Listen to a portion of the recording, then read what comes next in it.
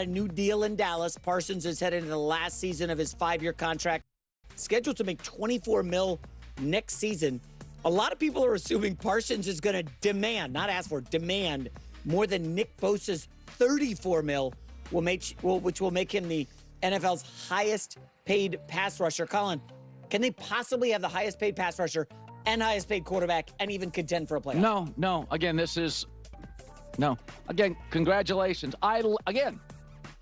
Micah Parsons, Jason Tatum, absolutely great players.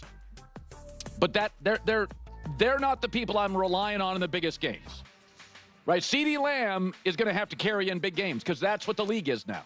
Okay, Kansas City's great defense couldn't stop Philadelphia. Nobody can stop anybody at the end of the year. So again, there's a handful of pass rushers. Max Crosby, I would absolutely pay. Myles Garrett, I would absolutely pay. Probably TJ Watt. Micah's the next level. Probably Bosa in San Francisco. And I like Bosa. But in big games, let's be honest, playoff games, he was not a game wrecker. He just was not a difference maker in a couple of big playoff games. Yeah. Here we go with the chart of the highest paid non-quarterbacks in the league. And I can't put him in that class. I can't. I like Micah Parsons a lot. So do I. I just don't know that this Dallas model is sustainable. Okay, well, let's talk about this.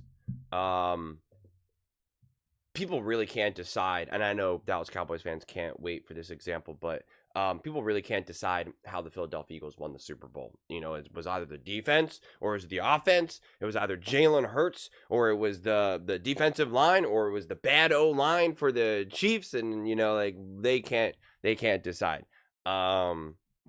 So, you know, using the Chiefs as an example of, they couldn't stop the Eagles offense because the Eagles offense was amazing. And the Eagles defense certainly shut down, you know, the Kansas City Chiefs. And that was obviously a very important part of that game as well. Man, I do feel for Dallas Cowboys fans because when you are paying this amount of money to these players, and now you have a player like Micah, you know, up for a massive extension and all of this, and, you know, you paid CeeDee Lamb a ton of money, and you paid Dak Prescott a ton of money, and you're most likely going to spend a ton of money on Micah, but it doesn't feel like you're actually moving forward, you know, like, and now it doesn't feel like you're moving forward last season, you know, into this season, and now your job is technically going to get harder because now you have to give up more money to another singular player. And it's just like, it just creates this messy situation. And yeah, man, it's both the pros and cons of football with the salary cap and all of that. In a lot of ways, you want to see teams kind of get backed into a corner like this. It's what keeps everyone competitive. It's what keeps things kind of exciting. And it allows you to not just buy players. And it makes it more interesting, and then it forces other teams to kind of sometimes do interesting decisions, like trading an AJ Brown, trading a Tyreek Hill, you know, trading an Ayuk or whatever. I mean, think about the highest paid non-quarterbacks, like Tyreek Hill moved on from, AJ Brown moved on from, and so, you know, that's something interesting. And, you know, people were making the arguments before potentially like moving on from Parsons and getting a haul for him. And I'm not saying they should or they shouldn't, because quite frankly, the Cowboys are kind of such a messy team. It's hard for me to really make sense of what they should do. And they've already made a couple key mistakes, like paying Dak Prescott all that money, that I'm kind of just like, you know, you're kind of like the Denver Broncos at first, like sitting on, you know, all of this money, all of this dead cat money with Russ. Like it's going to hurt you now for years. The only benefit of the Broncos were that they moved on from Russ and they got their cheap Bo Nix and they have their Sean Payton head coach. And it's like, okay, they can kind of make do now. They can kind of make some moves, and the Cowboys just don't have that. So I'm not confident in any moves that they could make, honestly. I'm confident in their ability to draft players because they've consistently done a really great job with that. But in terms of being able to make strategic contracts with, whether it be CD, Dak, someone like Micah, moving on from, like, you know, maybe a CD or a Micah or something, and then using that draft capital to then make other moves. Like, I don't trust the Dallas Cowboys' ability to make some of these smarter high-end moves. I just don't. They've never really shown their ability to do it. In free agency, whatever it may be. And so now when you're just kind of starting this now, it's just like, this is what the Cowboys have been doing for the last couple of years. It's like we've known that they were going to be on the hook to pay these three guys, and they kept kicking the can down the road. And now their team is worse than it was in years past. And now they're going to be officially paying all three of these players. And it's just like, it's just a messy situation. It's a messy situation. And, now where the Cowboys are, like I said, even if they were bold, and I don't think they're going to do this, but even if they were bold and they decided to move on from Micah, it's like, I don't trust this team's ability to make, the smart moves that you would need to make in order to maximize a return like that. Especially because if you were going to do something like that, then it's like, well, then don't pay Dak all this money. And heck, don't even really necessarily pay CD. You have these amazing, great players. Move on from all of them. And then you're going to be flushed with draft capital and money. And then like you really rebuild. And you are a great drafting team. And so you'll be able to rebuild. You just do like an actual full-on rebuild, like a true rebuild. And you'll be able to rebuild with just a ton of money and a ton of draft capital and a young team that like understands. Now, the problem is now with doing some of these aggressive moves that might not pay off for a couple of years. It's like, well, you're on the hook for Dak Prescott, or it's like you have CD Lamb, and it's like it just then the incentives aren't matched. So it's just that's why to me this team is just such a mess, because I don't see what they're building.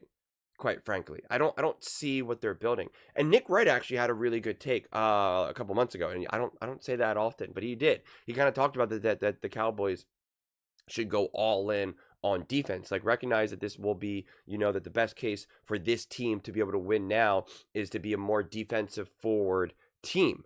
And I think that's accurate. But the problem is like, but then you hire your offensive head coach, who he is, and then you go out and get and pay someone like Dak a gajillion dollars and CD a gajillion dollars, and it's just like, it's a tougher spot to be in. And right now, the loudest voice on defense, especially because you keep getting just these defensive coordinators, it's Micah.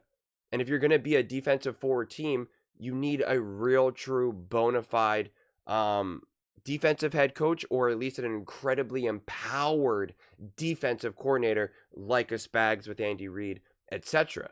And that's not what the Cowboys have. It's truly going to be Micah, and I'm sorry, I don't trust Micah from a culture situation as well as a leader. I've never liked that, quite frankly, and especially if you're going to be a more defensive forward team, like you definitely need to be incredibly grounded, because things get wonky very quickly on the defensive side of the ball in that regard.